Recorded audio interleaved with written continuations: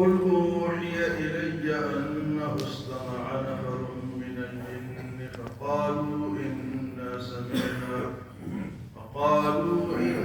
سمعنا قرآنا عجبا يهدي إلى الرشد فآمنا به ولن نشرك بربنا أحدا وأنه تعالى جد ربنا ما اتخذ صاحبة ولا ولدا وأنه كان يقول سفيهنا على الله شططا وأنا ظننا أن لن تقول الإنس والجن على الله كذبا.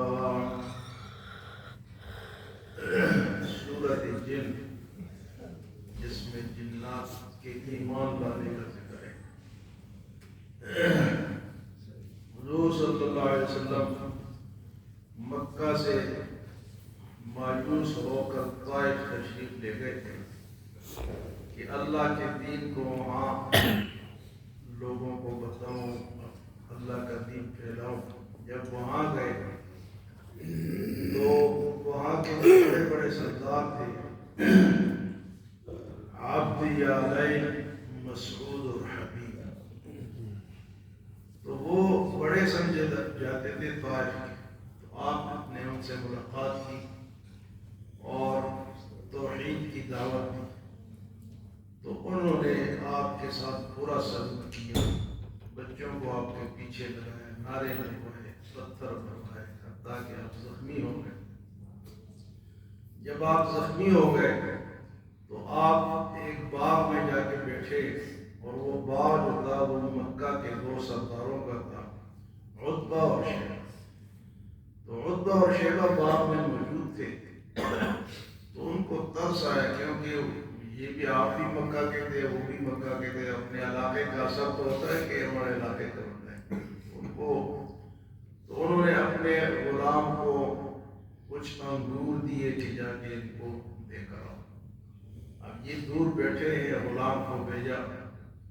غلام نے جا کے آپ کے سامنے وہ انگور رکھے اور فرمایا کہ یہ میرے سرداروں نے دی، آپ اس کو کھائیں.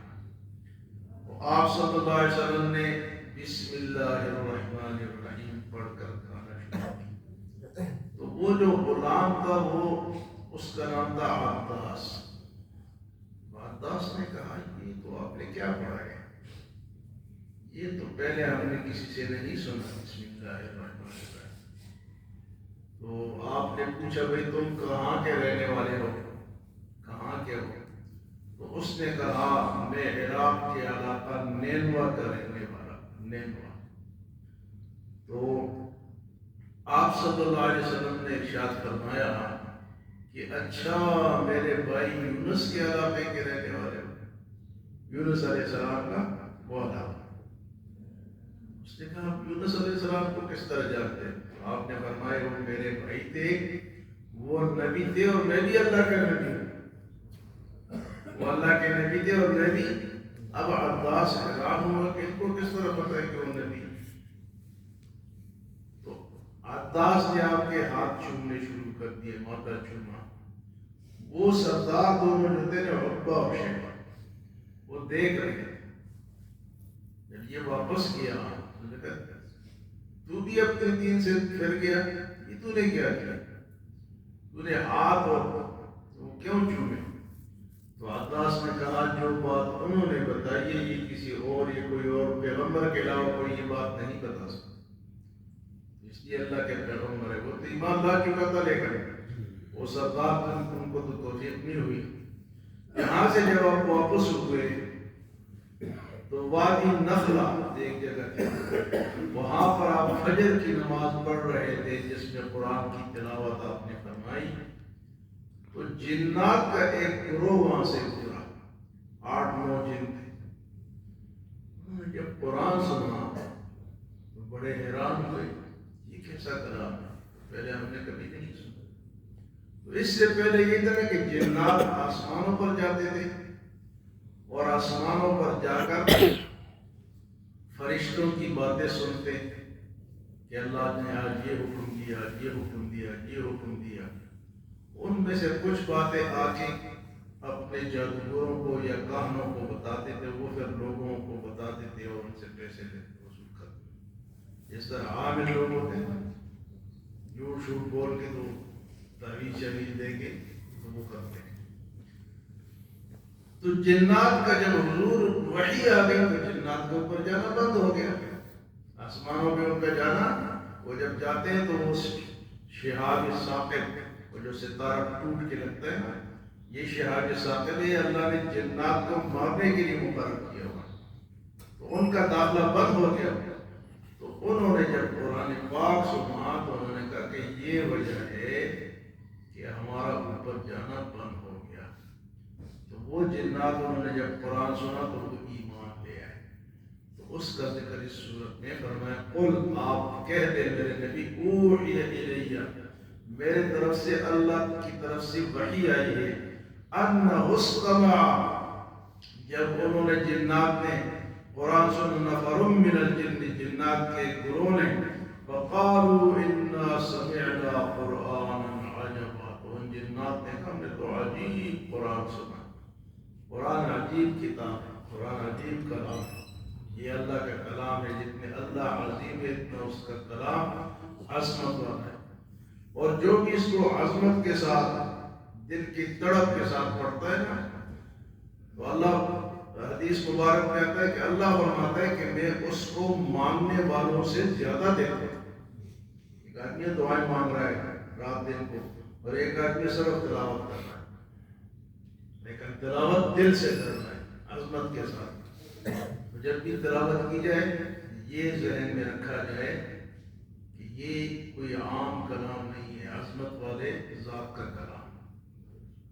فرمایا کہ جب یہ انسان تلاوت کرتا ہے تو اللہ فرماتے ہیں کہ میں اس کو باقی لوگوں سے زیادہ عطا کرتا ہوں، وہ مانگے یا نہ مانگے اس کی برکت سے مجھے عطا کرتا ہے۔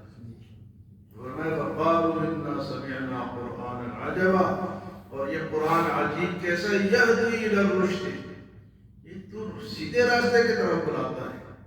فآمنا بہ، بس ہم اس پہ ایمان لے آئے۔ جنات نے کیا کہا، یہ تو ہدایت کی طرف راستہ بتاتا ہے، بس ہم اس پر ایمان لے آئے ہیں۔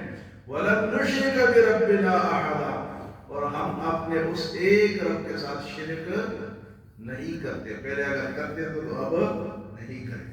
وَلَن نُشْرِكَ بِرَبِّنَا أَحَدًا۔ پھر جنات کے مزید باتیں کیا ہوئی، وَأَنَّهُ تَعَالَى جَدُّ رَبِّنَا، ہمارا وہ رب جو کہ بلند ذات ہے، اونچی ذات ہے، مَتَّخَذَ صَاحِبَةً وَلَا وَلَدًا، اس نے تو نہ اپنے لیے بیوی بنائی ہے اور نہ اولاد بنائی ہے۔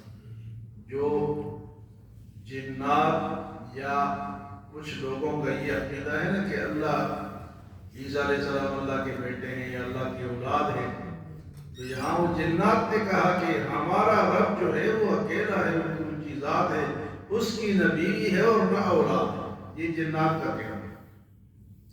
اور اس کے بعد انہوں نے کہا وَأَنَّهُ كَانَ يَقُولُ سَفِيهُنَا عَلَى اللَّهِ شَطَطًا، اور ہم میں سے بعض بے وقوف یہ بات کرتے ہیں، اللہ کے بارے میں غلط باتیں کرتے ہیں کہ اس کی بیوی ہے یا اس کی اولاد ہے۔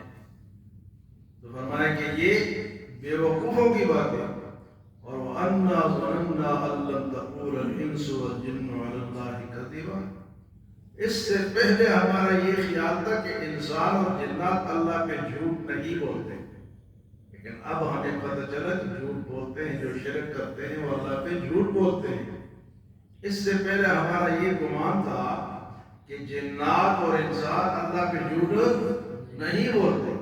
وَأَنَّهُ يَقُولُ سَفِيهُنَا عَلَى اللَّهِ شَطَطًا وَأَنَّا ظَنَنَّا أَن لَّن تَقُولَ الْإِنسُ وَالْجِنُّ عَلَى اللَّهِ كَذِبًا، تو اللہ کو تو نہ اولاد کی ضرورت ہے، اولاد کی ضرورت تو ہمیں ہے، پانی لے آؤ جی، نوکری کر لو جی، دکان پہ چلے جاؤ جی، ہماری ہیلپ کر دو جی، اللہ کو تو ہیلپ کی ضرورت ہے، اور بیوی کی ضرورت ہے کہ بچے ہوں، وہ اللہ کو تو نہ بچوں کی ضرورت ہے اور نہ ہیلپ کی ضرورت ہے، بلکہ وہ سب کی ہیلپ کرتا ہے، وہ سب کی مدد کون کرتا ہے، اللہ کرتا ہے۔ تو یہ سورۃ جن، تو اس میں جنات کے ایمان لانے کا ذکر ہے۔ تو حضور صلی اللہ علیہ وسلم جنات کے بھی نبی، انسانوں کے بھی نبی ہیں، جنات کے یعنی عالمین کا نبی، سب کا نبی، حتیٰ کہ جنات ایسی مخلوق ہے جو کہ نظر نہیں آتی.